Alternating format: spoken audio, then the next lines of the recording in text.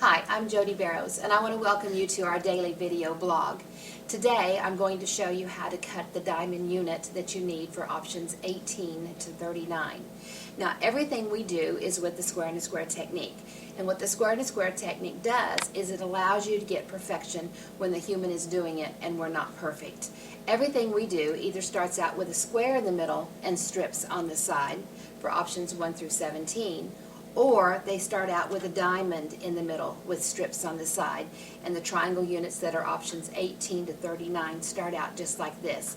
Now, it's pretty easy to get a square in the middle with strips on the side. Almost all of our classes that are on the website start out showing you how to get this with the square. But sometimes with the diamond, people just have a little bit of a harder time thinking about what happens when you use a diamond in the middle. And there is a little trick to this diamond. So I just wanted to take a few moments today to show you how easy it is to really know how to cut the diamond unit for the very, very middle. So if you're reading the directions in any of the books or doing the options that have the diamond in the middle, it's going to say cut a 3-inch diamond or cut a 4-inch diamond. It will give you the size to cut the diamond. So the first thing you would do is to cut a strip that size. I always tell everybody in class to think about it just like a square. If you know how to do the square with the strips on the side, you're going to do the same steps and do the same thing for the diamond in the middle with the strips on the side. So if I say cut a 3-inch diamond, the first thing you do is cut a 3-inch strip. Just like if I said cut a 3-inch square, you would cut a 3-inch strip and then go in and hunk out those squares. So we're going to do the same thing with the diamond. Now, so you'll cut your 3-inch strip, and I don't like to do more than 2 layers at a time. The diamonds just start to shift. Your eye isn't as trained as well to know when you're getting kind of off or ajar with those cuttings. So don't do more than 2 layers of fabric at a time so that you'll get nice diamonds in the middle. And one of my favorite rulers is the OmniGrid ruler. There's several brands that I like. There's about 4 or 5 that I think make great rulers, and I suggest to use some of those.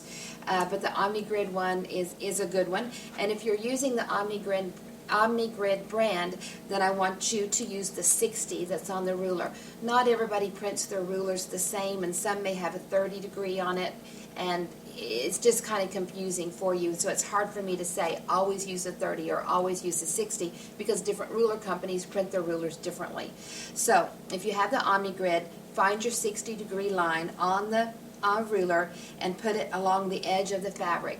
You can put it along the bottom edge or the top edge. It doesn't matter. Just put it along the edge of the fabric and scoot it down to the end, which is your open area or your selvages or your raw edge, and do a cleanup cut just like you were doing a square. You would have to do that cleanup cut.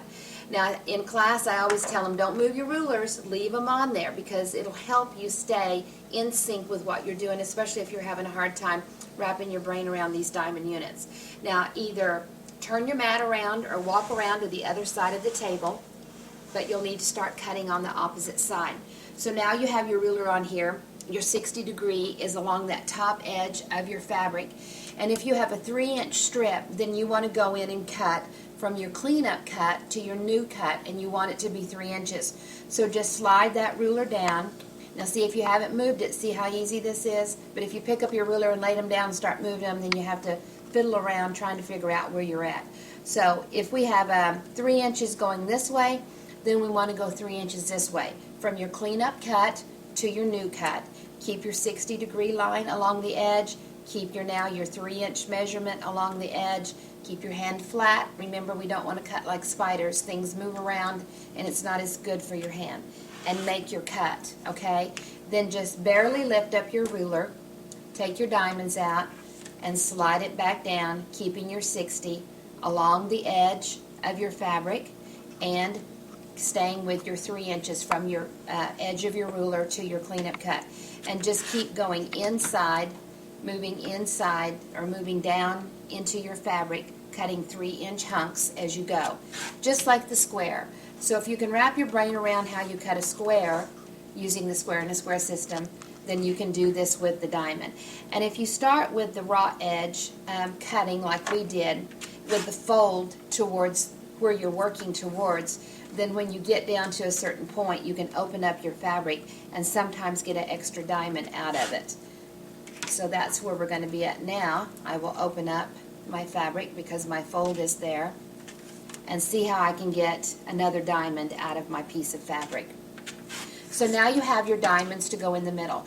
And what I might tell you also is that when you're doing your measuring, if you'll notice I said from your cleanup cut to your new cut is 3 inches.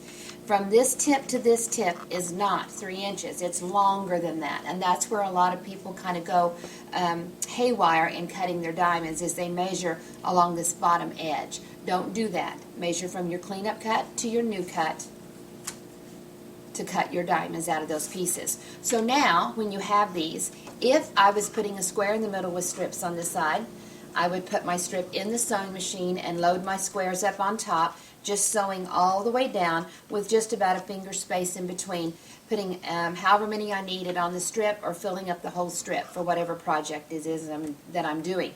So you're going to do this exact same process with the diamond. So see how I have my strip in the sewing machine. You can see where I started stitching, and I just lay my diamonds on top with a finger space in between and just keep sewing it through my machine, feeding it through the machine.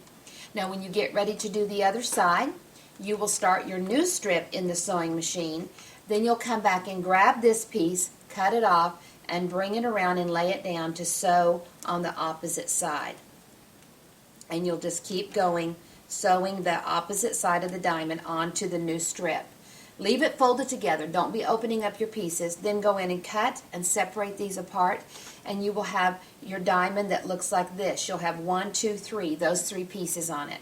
Then you'll just go back in with a short strip, sewing on the 3rd side and the 4th side, and see how we just chain feed all of these through the machine so that you can get anywhere from a 24 to 100 of these an hour. I have some teachers and some students who have actually gotten 100 of these squares an hour. The average person can get about 24 to 48. I do about 75 an hour. So if you needed 140 of these for a quilt, think how quickly you can get these sewn together. Then you just use your square to square ruler to trim them up, and you've got your perfect pieces, and the human element does not have to become involved in getting your perfect pieces. So here's your basic diamond in the middle.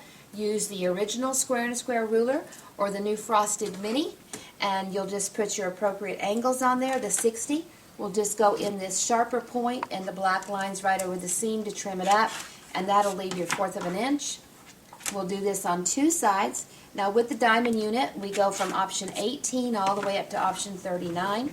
Now I'm going to put the 120 in here, leaving the 1/4 of an inch. And when I leave it in a whole piece, this is the option 7, the diamond in a whole piece. And just like that, I have a diamond in the middle with my strips, which are my new triangle units, the long thin points on the side. And with this option 7, that's what I use to make my storm at sea. You can see, of course, they're very, very little, but here's my diamonds going around the outside edge. Here's my option 7 in here going horizontal with an option 1. And then I have that same option 7 going vertical with an option 2 in here. To make your storm at sea, you just need to know how to do option 1, 2, and 7. If you like this little quilt, it's in the first book, Square and a Square, and we have a larger version of it in the anniversary book. Now also I want to show you one more quilt from this very simple basic diamond unit. This one is called Old Glory, and we have kits for this one.